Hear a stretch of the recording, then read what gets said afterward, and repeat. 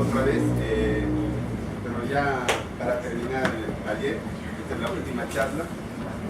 Y bueno, vamos a hablar un poquito de otra especie que también es un recurso de la cuenca del río Gil, en este caso la taricaya. Por favor, bueno, les presento a Tati la taricaya.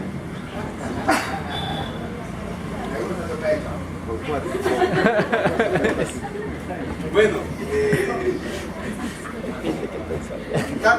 Tati es una tortuga. La racha como la que te gusta. Bueno, este es un dibujo animado nada más.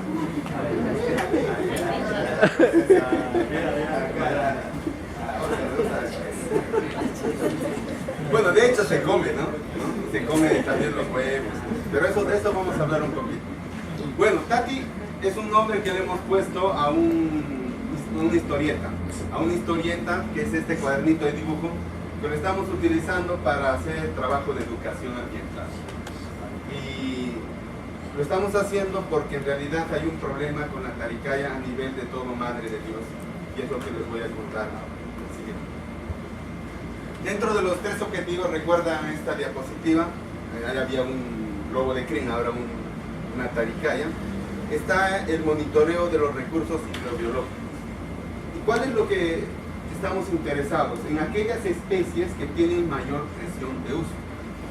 Entonces, para eso necesitamos hacer estudios poblacionales, y eso fue una pregunta que nos hicimos varios años atrás. La siguiente. Bueno, las taricayas son tortugas semiacuáticas, al igual que varias especies, por ejemplo la charapa, ¿no? El teparo, el putizo, todas esas son especies que se les conoce como tortugas que tienen la cabeza ladeada, o sea, mueven a este lado la cabeza. No son muy grandes, la charapa es una especie mayor, y antiguamente incluso hubo una especie mucho más grande que ya está extinta, ¿no? Que aparentemente tenía casi más de 1 metro de tamaño del caparazón. Pertenece a la familia Podocnemidae, y ahí viene su nombre, Podocnemes es el nombre que le han puesto los biólogos. Para nosotros, Tati la taricaya, ¿no? Más fácil, ¿verdad? Está distribuido prácticamente en todos los ríos de Madre de Dios, y también en la cuenca del río Gil.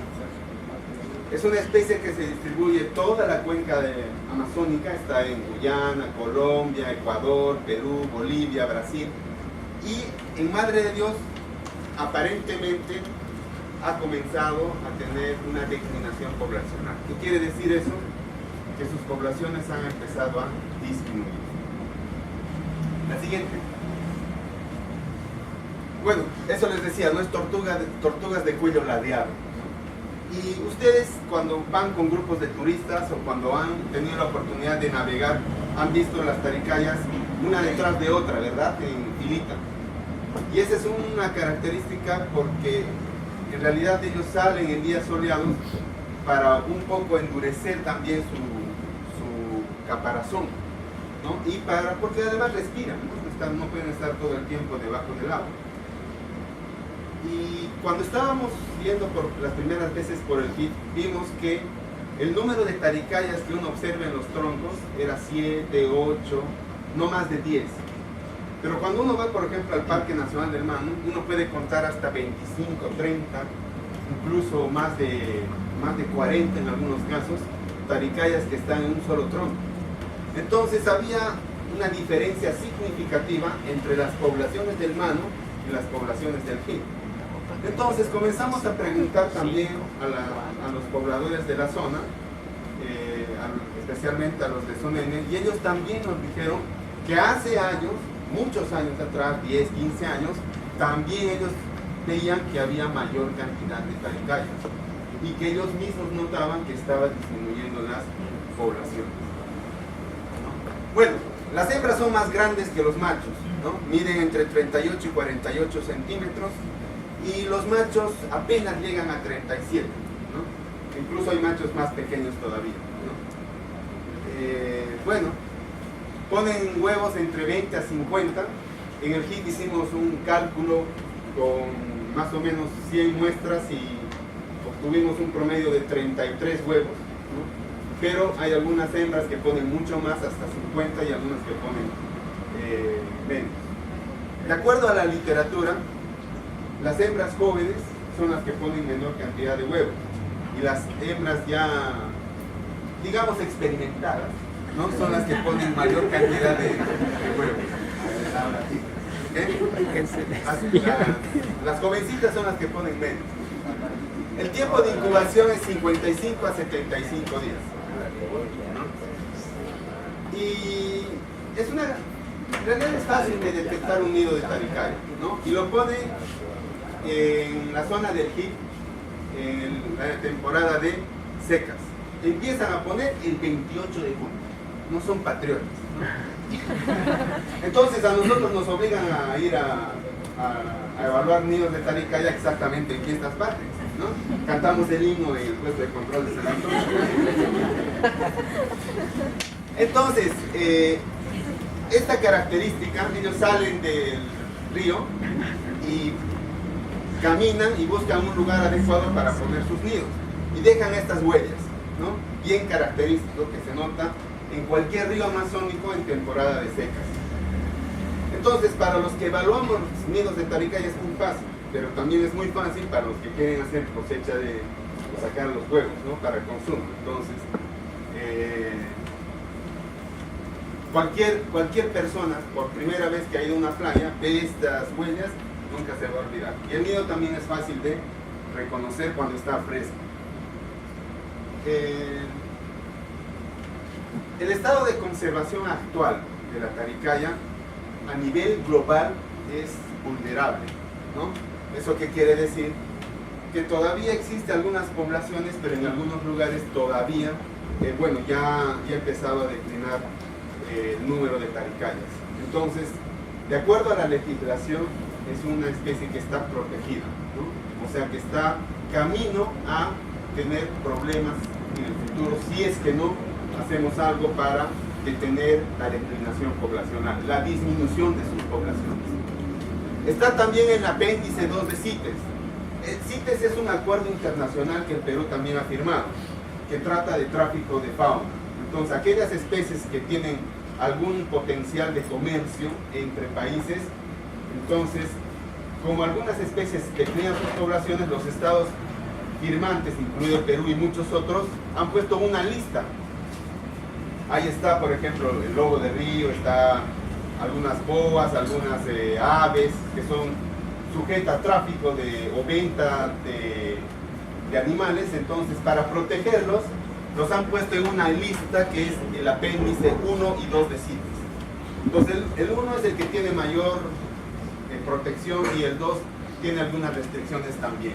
Entonces, la Taricaya está en esta lista del apéndice 2. Y para el Perú también está en situación vulnerable, de acuerdo al decreto supremo 004 del 2014 del Ministerio de Agricultura. Entonces, ¿cuáles son las principales amenazas? Naturalmente, toda especie biológica tiene enemigos naturales, ¿no? Otras especies que se comen a otras especies, ¿no? Eso es normal en la naturaleza. Las especies que normalmente se comen a la Taricaya, ¿cuáles son? El águila negra. Ustedes habrán visto que está merodeando frecuentemente las playas, ¿no? Es fácil de reconocer porque es totalmente negra y tiene las patitas amarillas. El grillotopo también es un bicho, ¿no?, que cava y puede destruir los nidos y otras especies aprovechar para el consumo de los huevos.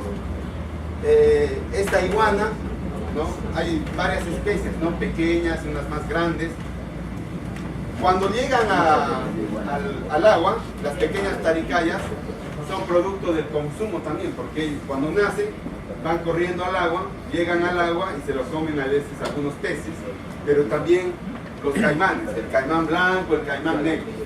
Inclusive el caimán negro, como es más grande, se puede comer a taricayas adultas. En esta zona, hace 20.000 años atrás, vivía de acuerdo a los estudios fósiles, un caimán mucho más grande que le han puesto el nombre de Purusaurus, ¿no? Que la cabeza es más o menos así, ¿no? Está en el Museo de Lima y se ha encontrado en esta zona de Madre de Dios. Aparentemente ese caimán estaba especializado en comer taricayas, charapas y todas estas tortugas, ¿no? Porque se ha encontrado también caparazones de tortugas fósiles que tenían marcas de dientes de estos purusaurios, ¿no? Cuando ustedes vayan al Museo de Historia Natural en Lima, van a ver una reconstrucción de ese caimán gigante, ¿no? Que medía aproximadamente 8 o 9 metros, ¿no? Era grande realmente. Pero bueno, y el principal depredador de huevos de taricaya es este animal. Pero bueno, o sea, nosotros, ¿no? Nosotros, los seres humanos, ¿no?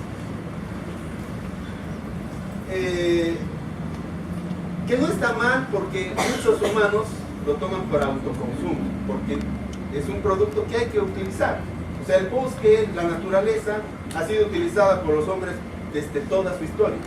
Entonces, no está mal utilizar productos del bosque, ¿no? El problema es cuando ese consumo es exagerado, demasiado, de tal modo que las poblaciones de taricaya no se recuperan. Vamos al siguiente. ¿Qué tiene? ¿La qué? Entonces, bueno, ese fue un patrullaje que hicimos en el río Quinta y encontramos algunos campamentos que estaban haciendo recolección. Las comunidades secas tienen el derecho ancestral, ¿no? De poder utilizar, pero en algún momento ha pasado este autoconsumo a una extracción para venta comercial. Pero motivado ¿por qué? Porque aquí en Puerto Maldonado han comenzado a tener demanda, ¿no? Entonces acá se vende huevos de taricaya, ¿no? De acuerdo a lo que hemos averiguado, el huevo de taricaya estaba costando un sol, ¿no? Aquí en la ciudad, y inclusive en algún momento la docena 20 soles, ¿no? Inclusive, ¿no? Entonces es un producto que ya tiene demanda, entonces la gente lo recoge para poder vender. Bueno, aquí está Nelson, ¿no? Que hizo la inspección, estaba tomando datos, ¿no? La siguiente. No. Bueno, esa es una foto ampliada de la misma, ¿no? La siguiente, ¿no? Entonces, como estábamos hablando en la mañana, la Sociedad Zoológica de Frankfurt lo que hace es ayudar al Estado para poder hacer algunos trabajos de investigación que le sirva a la jefatura para tomar decisiones. Había un problema tangible con los huevos de taricaya, porque estaban disminuyendo, entonces había que hacer algo. Pero antes de tomar decisiones necesitamos saber qué es lo que está pasando, necesitamos saber primero cuál es la población que hay en el sector del río Quita, cuántas taricayas hay. Entonces, una de las cosas que tratamos de hacer fue contar las taricayas. Entonces íbamos por el río, sectorizábamos el río y tratábamos de contar aquellas taricayas que estaban en los troncos. Pero ¿qué pasaba?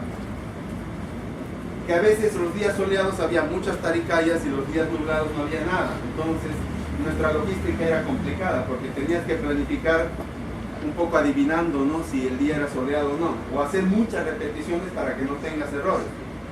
Entonces el método de contar directamente taricayas no es muy bueno, no te da una estimación real de la población de taricayas, porque no todas están, y es más, cuando el bote se va acercando las taricayas se meten rápido al agua, entonces quizás no has contado todas las taricayas que estaban en ese momento.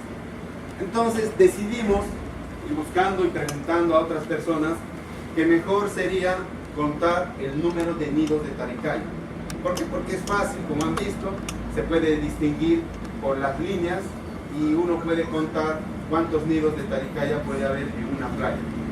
Total, todos los ríos amazónicos son serpenteantes, entonces todos tienen playas y puedes contar el número de playas y automáticamente si visitas todas esas playas puedes contar el número de nidos. Entonces, ¿qué hicimos? La siguiente. Desde el puesto de San Antonio, hicimos un recorrido el año 2013 por primera vez por 120 kilómetros y monitoreamos todas las playas, absolutamente todas. Y en todas esas playas comenzamos a contar cada nido de taricayas. Y a cada nido de taricaya le pusimos la marca con el GPS, la coordenada, para poder saber cuántos nidos había por playa. Y eso nos daba una estimación de la población de hembras, porque son las hembras las que ponen, y es una estimación indirecta de toda la población, ¿verdad? Si nosotros hacemos eso todos los años, tienes un indicador que le puede servir al parque para saber cómo está la población de taricayas en la cuenca del río. Lo empezamos en 2013 y lo hemos hecho absolutamente todos los años hasta el 2016, y lo vamos a hacer por los próximos 4 o 5 años más. Bueno, hasta que la sociedad zoológica tenga actividad en la cuenca del río. Bueno, seguimos. Bueno, aquí están los nidos, ¿no? Es fácil, llegas y los nidos son como arena removida, porque las taricayas excavan, depositan los huevos y luego con las patas traseras lo entierran. Entonces queda una parte removida. Entonces es fácil realmente de reconocer.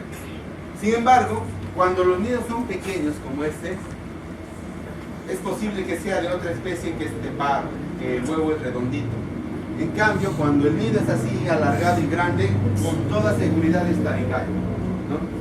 Hemos hecho más de 200, 300 observaciones y estamos casi seguros que esto es así. Cuando son pequeños los nidos, es la complicación. Entonces ahí un poquito escarbamos para ver de qué se trata y luego lo tapamos, ¿no? Este es un nido pequeño, entonces podría ser teparo, podría ser taricaya. Incluso hemos medido, ¿no? Porque algunas personas nos decían que es el tamaño de la distancia de la huella. Entonces hemos hecho pruebas de mediciones, hemos medido la distancia de partita en partita, etcétera, etcétera, pero no coincide, ¿no? En algunos casos sí, dices que los más pequeños son teparos, pero también hay taricayas pequeñas, entonces un poquito también de esa parte, ¿no? Pero bueno, fíjense, es fácil de reconocer, ¿no? Aquí está también Nelson, y es más o menos a 10-15 centímetros ya aparecen los huevos de taricaya, y luego lo tapamos, ¿no? No pasa nada, ¿no? O sea, si lo tapas, igual sale, ¿no? O sea, no pasa nada con el proceso reproductivo. Entonces, esta es una imagen de la cuenca y cada nido era monitoreado. Las marcas rojas son nidos extraídos por la comunidad o por cualquier otra persona, y las marcas verdes son marcas de nidos intactos, ¿no? Que no fueron extraídos. Sí, hay sectores que sí son extraídos la gran mayoría. Y el siguiente, next. La siguiente son, por ejemplo, playas donde no los han tocado, ¿no? Hay de todo, ¿no? Y depende del año, vamos a ver los resultados. Se ha ido incrementando un poquito en la extracción de huevos de taricaya. Algunos nidos playas son así, ¿no? Con varios rojos y poquitos verdes. Quiere decir que, no tan rápido, quiere decir que esta playa probablemente sea muy productiva y a veces pasa una familia, 2 familias y recolectan los huevos, ¿no? Como digo, no es en realidad una cuestión de prohibir, porque las comunidades tienen su derecho ancestral de hacer uso de recursos. Entonces, lo que hemos hecho es tratar de sacar los datos para que también podamos tener elementos para poder tomar algunas decisiones y que de hecho ya se han dado, ¿no? La siguiente. Algo que también hemos identificado es que hacia la parte norte del río, ya pasando varias quebradas, casi en territorio de Puno, la taricaya ya no es tan abundante y es mucho más abundante la otra especie. Estos amarillos son nidos de teparo y los verdes son nidos de taricaya. En esa medida que te vas alejando, mucho más arriba del río, prácticamente a 4 días ya de viaje más o menos, ya no hay mucha taricaya y aparece la otra especie con mayor cantidad del teparo, ¿no? Bueno, los que son de la comunidad saben esto, ¿no? Porque ellos hacen viajes constantes, especialmente en la época de secas, ¿no? La siguiente. Este es la cantidad, los rojos son la cantidad de nidos extraídos y los azules son los nidos no tocados. Como se dan cuenta, entre el 2013, 14, el 15 hubo una inundación en la zona, entonces no permitió hacer el estudio de manera adecuada, ¿no? Pero el 16, fíjense, casi 90% de extracción, ¿no? Entonces, ¿qué hicimos? La siguiente. La conclusión es que es verdad, cada año se ha incrementado, probablemente desde años atrás, cuando no hemos hecho evaluación, probablemente se ha incrementado la extracción. ¿Producto de qué? Producto de que hay una demanda en realidad, ¿no? Acá en la ciudad de Puerto Maldonado. Y si bien es cierto, esto es una cosa tradicional, la siguiente, ha habido un cambio, ¿no? En la actividad de autoconsumo, a un cambio hacia extracción para venta comercial, ¿no? Es un incremento en la explotación debido a la comercialización. Entonces, bueno, ya tenemos la información y qué podemos hacer entonces, ¿no? La siguiente. Hemos tenido reuniones tanto con la comunidad de Sonene como con la comunidad de Palmabreal, ¿no? Por lo menos al comienzo. Esto empezamos el año 2014. Se ha intensificado ahora con este proyecto, ¿no? De conservación y producción sostenible.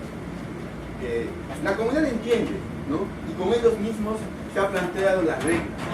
Se ha dicho, bueno, está bien, ¿qué hacemos a partir de ahora? ¿No? Porque lo que ha ocurrido en el pasado ya ocurrió, no podemos ir marcha atrás. Entonces, con una misma comunidad y en reuniones con ellos, hemos tratado de identificar lineamientos específicos que permitan el manejo. Ellos mismos han dicho, y aquí están presentes algunos, han dicho, bueno, es verdad, tenemos que tener reglas, tenemos que tener acuerdos que permitan un manejo para que esta especie no desaparezca. La siguiente, se han hecho reuniones, especialmente en la comunidad Sonene, se han tenido acuerdos, se ha conformado una asociación de pescadores y recolectores de huevo de Taricaya, ya están inscritos, tienen carnet, y ellos, el principal acuerdo que han tenido, la siguiente, es proteger algunas playas, ¿no? Es la primera medida que se ha tomado y desde el año pasado ha funcionado. Entonces se ha puesto en este sector de Paujil, aquí está San Antonio, en este sector de Paujil, que coincide con las playas más productivas, donde hay mayor cantidad de nidos, por las evaluaciones que tenemos. En este sector se han puesto estas banderas rojas, ¿no? El señor Eddie, que está acá, nos ha acompañado incluso a poner las banderas. Y con estas banderas, las familias que suben a recolectar o a pescar, las respetan, ¿no? Entonces, desde que se han puesto banderas, no se tocan estas tres playas. Son tres playas, ¿no? La siguiente, ahí están, unita más corta. Aquí se ha puesto un campamento incluso para que los guardaparques y algunas personas puedan monitorear en este sector y en este sector. Son tres playas que se han elegido para que nadie toque ningún nido de taricaya. Y ha funcionado, ¿no? Entonces nosotros esperamos que con esta medida, todos los años lo vamos a hacer, se pueda tener al menos la protección de las playas más productivas para que haya al menos alguna perspectiva de que la población de taricayas va a continuar. No tenemos que prohibir el consumo, ¿por qué? Porque es importante, es un recurso, ¿no? Pero tiene que haber también algunas reglas que permitan el manejo de la especie, ¿no? Felizmente se ha logrado el acuerdo gracias a las gestiones del parque, los guardaparques que han conversado también con la comunidad, y lo más importante es que la comunidad respeta ese acuerdo. La siguiente. Entonces, bueno, esa es una foto que ya la hemos visto. La siguiente. Una imagen, por ejemplo, de una de esas playas que está protegida. Y fíjense la cantidad de huevos, de nidos. Entonces, en años anteriores también se hacían extracciones, ¿no? Pero a partir de la fecha prácticamente todos estos nidos van a estar protegidos. Segunda cosa que se ha llegado al acuerdo. En el puesto de San Antonio se ha hecho un nido artificial. Y se han extraído algunos huevos. ¿Por qué? Porque también por las evaluaciones, si puedes regresar a la anterior, por favor. nos hemos dado cuenta que aquellos que están muy cerca de la playa, o sea, del borde del agua, y los que están hacia los cantos, son nidos que de todas maneras se pierden, porque ocurre a veces crecientes de río y malogran los ríos, perdón, los nidos. Por literatura de trabajos que se han hecho en otros lugares, en Pacaya Samiria, en la zona de Ucayali y en otros lugares, son estos nidos los que tienen mayor posibilidad de mortalidad, porque cuando el agua entra, los nidos, los huevos terminan podridos o los embriones no se completan. Entonces, de todas maneras, estos nidos de acá se pierden. Entonces, ¿qué dijimos? Estos nidos los vamos a llevar a Puesto de San Antonio para que ahí hagamos trabajo de crianza artificial, ¿no? En nidos artificiales. Así que, entonces hemos construido con un método que ya es bien conocido en toda la Amazonía, 40 años en Pacaya Samiria que se hace esto. Hemos traído incluso un guardaparque del Parque Purús para que también capacite a los guardaparques de Baguaja para hacer estos nidos artificiales, ¿no? Bueno, la técnica es básicamente sacarlos de la zona y llevarlos y ponerlos en el mismo orden, ¿no? Incluso tienes que ser tan cuidadoso que si está inclinadito y mirando hacia arriba exactamente en la misma posición, entonces los que trasladan los nidos tienen todo ese cuidado, porque cuando los maltratas mucho también hay mucha mortalidad y ocurre nidos que son con embriones que no se producen, o los nidos, los huevos terminan podridos también. La siguiente, y como tercera medida que vamos a empezar a implementar este año, es un programa de educación ambiental utilizando Tati la Taricaya, ¿no? Hemos creado este cuento que es un cuaderno de dibujo que tiene un mensaje para los niños, porque esto es para primaria. Entonces, justo en Zona N, con la Escuela de Educación Primaria, vamos a empezar a trabajar con Tati la Taricaya, y los niños van a tener material para dibujo. Se pueden divertir un poco, pero a la vez hay un mensaje, y ese mensaje es el mensaje de proteger un recurso que es importante, un recurso que ha servido por muchos años, miles de años, a las personas que han vivido en la Amazonía, y que de todas maneras tenemos que conservarlo. Hemos hecho también infografías para poder distribuirlo aquí en la ciudad y en otros lugares, y esto también vamos a seguir manteniendo. La siguiente. Y bueno, esta imagen ya la han visto, es un trabajo conjunto en realidad, que la sociedad simplemente apoya a la gestión del área pública. Los grandes gestores son ellos, los guardaparques, especialistas, la jefatura y también la comunidad. La siguiente, bueno, es la última, pero muchas gracias.